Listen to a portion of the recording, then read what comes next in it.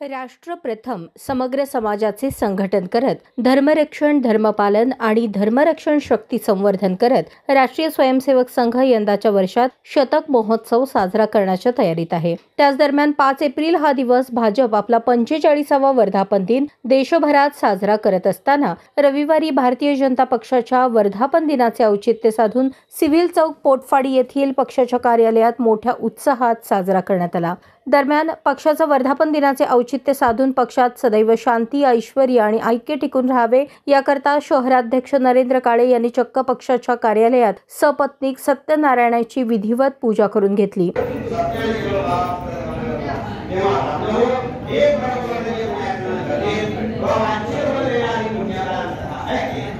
विधिवत अशी सत्यनारायणाची पूजा झाल्यानंतर शहराध्यक्ष नरेंद्र काळे यांच्यासह आमदार सुभाष देशमुख, आमदार विजयकुमार देशमुख, माजी आमदार नरसिंग मेंगजी, भाजपचे ज्येष्ठ नेते माजी महापौर किशोर देशपांडे, माजी सभागृह नेते रामचंद्र जन्नू, शिवानंद पाटील, श्रीनिवास कणकी, मनीष देशमुख, संजय कोळी आदींच्या प्रमुख उपस्थितीत भाजपचे ज्येष्ठ कार्यकर्ते आणि पक्षाचे कार्यकारिणी सदस्य बाशाभाई शेख यांच्या हस्ते ध्वजारोहण करून पक्षाच्या झेंड्याला मानवंदना देण्यात आली।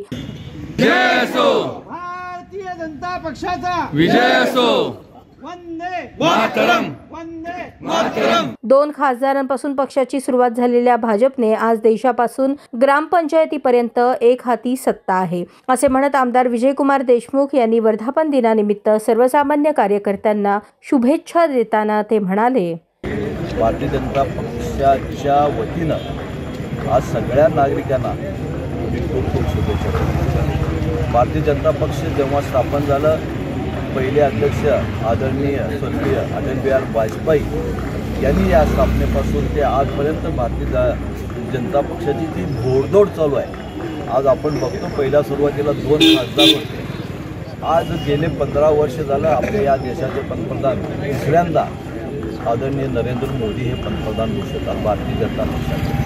म्हणजे भारतीय जनता पक्षाने या देशामध्ये सर्वसामान्य नागरिकांचं केलेलं काम आणि सर्वसामान्य शेवटच्या माणसासाठी त्यांनी आपले अनेक लोकांनी बलिदान दिलं आणि या देशाची उन्नती व्हावं, प्रगती व्हावं, हा देश महासत्तेकडे जावं यासाठी सातत्यानं प्रयत्न केलं। म्हणूनच या भारतीय जनता पक्षाच्या पाठीमागे भारतातले नागरिक त्यांच्या पाठीमागे आजपर्यंत राहिलं। आज भारतीय जनता पक्ष या सगळ्यात जगातला सगळ्यात मोठा सदस्य असलेला पक्ष आहे। आज एक भारतीय जनता पक्षाचा आजच्या या वर्धापन दिनाच्या निमित्तानं आज एक आमचं उद्दिष्ट होतं, 1.5 कोटी लोकांचं सदस्यत्व नोंदणी करायचं महाराष्ट्रातून आणि ती नोंदणी आज पूर्ण झालेली आहे आणि आज खरंच भारतीय जनता पक्षाचा एक सुवर्ण काळ चालू आहे आणि त्याच्या पाठीमागं सर्वसामान्य नागरिक, सर्वसामान्य जनता जे आज भारतीय जनता पक्षाच्या पाठीमागे खंबीरपणे उभे राहिलं त्यांना सगळ्यांना पुन्हा एकदा शुभेच्छा देतो। वर्धापन दिनानिमित्त पक्षातील वरिष्ठ नेते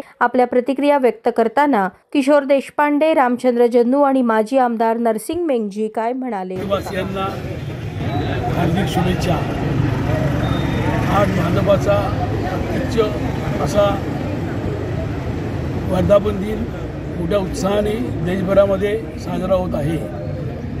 आज देशभरामध्ये भाजपाचा विस्तार हा जगामधली सगळ्यात मोठी संघटना अशा पद्धतीनं झालेला आहे आणि त्यामुळं जगामधल्या एका लोकशाही प्रधान अशा मोठ्या देशाचा मोठा पक्ष म्हणून आम्हाला त्याचा सार्थ अभिमान आहे। वर्धापन भारत देशातलं वर्धापन दिनानिमित्त उत्सव साजरा करण्याचा दिवस आहे। गेली 45 वर्ष अविरतपणे या देशामध्ये ही संघटना या देशामध्ये स्वतंत्र अस्तित्व ठेवून देशात राजकीय वाटचाल करत आहे। म्हणून सगळ्या देशवासियांना या ठिकाणी शुभेच्छा देतो आणि गेल्या 45 वर्षाच्या या राजकीय वाटचालीमध्ये भारतीय जनता पार्टीच्या महाराष्ट्र शाखेने 1.5 कोटी सदस्यांचा उद्दिष्ट पूर्ण केला। म्हणून या सगळ्या कार्यकर्त्यांचा या ठिकाणी जाहीरपणे अभिनंदन करतो। धन्यवाद, शुभेच्छा। देशातील सर्वात मोठी राजकीय पार्टी म्हणून ज्याची आज आपण गणना करतो त्या भारतीय जनता पार्टीचा आज वर्धापन दिन आहे। एक असा होता की जनसंघच्या काळामध्ये आम्ही देवा त्यावेळेला आमचं चिन्ह होतं, परंतु जनता पार्टीच्या नेत्यांनी 2 दोन संघटना नको म्हणून त्यांनी भाजपला त्यावेळेला जनता पार्टीतून बाहेर काढलं जनसंघाला. मग 6 एप्रिल 1980 साली अटल बिहारी वाजपेयी, अडवाणी, मुरलीधर जोशी आदी नेत्यांनी एकत्र येऊन भारतीय जनता पार्टीची स्थापना केली.